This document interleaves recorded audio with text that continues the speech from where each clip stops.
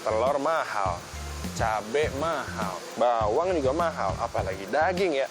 Ada pemirsa, bikin pusing ibu-ibu selama sepekan puasa harga pangan naiknya gotong royong. Mulai dari harga cabai ini yang makin pedas, bahkan di sejumlah daerah sudah tembus Rp100.000 per kilogramnya. Masak apa lebaran kita?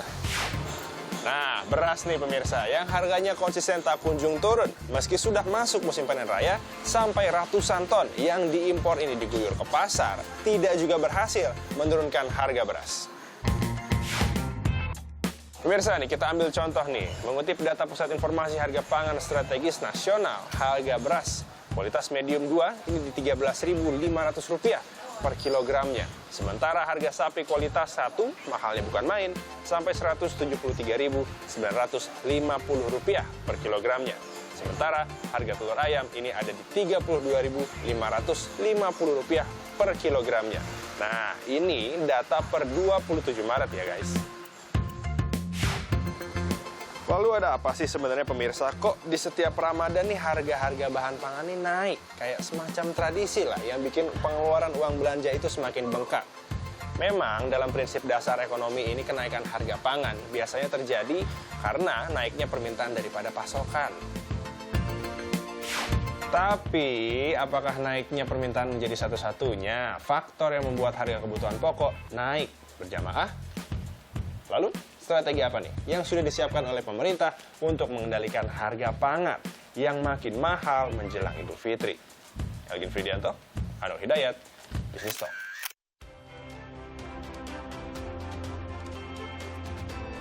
Halo, selamat malam saudara. Bertemu lagi di Business Talk bersama saya, My Sister Tarigan. Seperti kata rekan saya tadi, yang namanya kenaikan harga pangan saat Ramadan itu sudah semacam tradisi.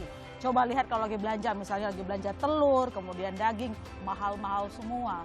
Nah, apa yang salah dengan sistem ketahanan pangan Indonesia? Kita akan bahas pada malam hari ini dengan saya mau sapa Pak Kasan, PLT Dirjen Perdagangan Dalam Negeri, Kementerian Perdagangan. Selamat malam Pak Kasan. Selamat malam Mbak. Oke, sehat Pak? Alhamdulillah. Alhamdulillah. Kita bahas harga pangan ya Pak malam ini. Siap. Oke. Dan saya juga menyapa tamu saya di studio, ada Pak Mujibur Rohman, Sekjen Asosiasi Pedagang Pasar Seluruh Indonesia, APPSI. Selamat malam Pak Mujib. Ya, selamat malam Mbak. Terima kasih telah hadir di studio Kompas TV. Kami akan melihat apa yang terjadi di lapangan. Harga-harga udah naik Pak, mahal-mahal semua. Sejak kapan itu nanti saya tanya ke Bapak. Dan kemudian juga telah bergabung bersama kita ada Pak Sarwo Edi, Sekretaris Utama Sestama Badan Pangan Nasional. Selamat malam Pak Sarwo. Selamat malam. Sehat Pak? Ya, selamat malam. Oke, selamat malam. Sehat ya Pak? Sehat, alhamdulillah. Alhamdulillah. Saya ke Pak Dirjen dulu. Kalau begitu, Pak Dirjen, ini setiap tahun harga pangan naik. Kali ini gotong royong di sepekan bulan puasa ya, belum Idul Fitri aja udah naiknya luar biasa. Nah, dari hasil pantauan Kementerian Perdagangan, sebenarnya apa penyebab harga pangan ini naiknya barengan, berjamaah? Ya, makasih Mbak. Pertama saya ingin menyampaikan memang ada kenaikan harga yang kita pantau ya. Tadi juga disampaikan. Kalau catatan kita dari hari tanggal 28 sendiri dibandingkan dengan bulan sebelumnya ya. Ya. Yang naik itu catatan kita terutama telur, lalu kemudian cabai memang, lalu juga bawang putih. Beras masih naik tapi sedikit ya, di bawah 2%. Tapi kalau minggu ini dibanding minggu lalu sebenarnya sudah banyak yang turun gitu ya. Nah, sehingga pertama bulan Ramadan kita memahami kenapa terjadi kenaikan. Pertama adalah kenaikan dari sisi permintaan. Oke. Kita mencatat dalam periode 5 tahun terakhir kita kecualikan selama pandemi ya, itu kenaikan demand itu kita mencatat antara mulai dari 3 sampai 28%. Artinya nih kan demand yang naik tentu akan berhadapan dengan sisi pasokan atau sisi supply-nya. Nah, kalau terjadi kenaikan demand, manakala di sisi pasokan tidak bergerak atau sama, tentu pasti akan ada kenaikan yang cukup signifikan. Tapi saya rasa kita di pemerintah tanggung jawabnya bukan hanya soal dampak kepada konsumen dalam kenaikan harga. Pemerintah ini kan ada di dua sisi. Kita harus juga membela produsennya, tapi juga kita harus memperhatikan daya beli bagi konsumen. Hal yang kedua, menurut saya, Mbak, terjadinya kenaikan ini, kita nih masyarakat kita ada yang kita mindset yaitu ada selalu ekspektasi inflasi. Jadi kalau saya tanya, Mbak, ya masyarakat kebanyakan kalau ditanya, waduh, mau puasa atau lebaran ya atau mau puasa nih, wah biasanya harga-harga naik. Nah itu tuh ada ekspektasi inflasi dari pemikiran atau mindset masyarakat. Itu juga mempengaruhi terhadap kenaikan harga. Tahun ini, Mbak, kalau kita lihat adalah tahun pertama setelah kita pandemi dari 2020, 2021, 2022 yang pemerintah mulai mencabut PMK atau PPKM ya.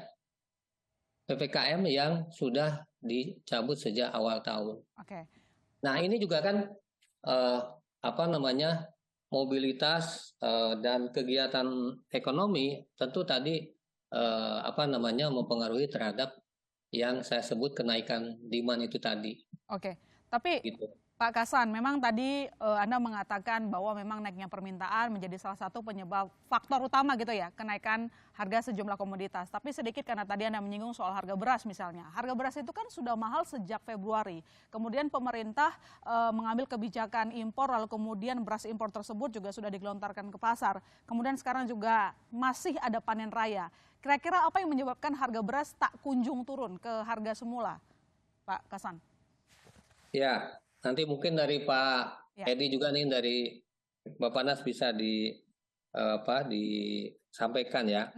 Jadi kalau kita mencermati harga beras, pertama tentu sisi pasokan yang kita miliki ya ini tentu menjadi indikator untuk pergerakan harga. Ya. Jadi pada saat kita melihat misalnya cadangan yang dimiliki oleh pemerintah dalam hal ini dikuasai oleh Bulog, tentu ini direspon oleh para pelaku atau para pengusaha atau pedagang beras. Karena itu menjadi salah satu indikator kondisi sisi pasokan. Kan gitu. Nah, tentu keadaan yang sekarang yang terus dilakukan oleh pemerintah tetap menggelontorkan untuk melakukan stabilisasi harga berasnya, di samping juga tentu tetap menyerap di saat panen yang sudah mulai sejak awal Maret atau akhir Februari yang lalu. Baik.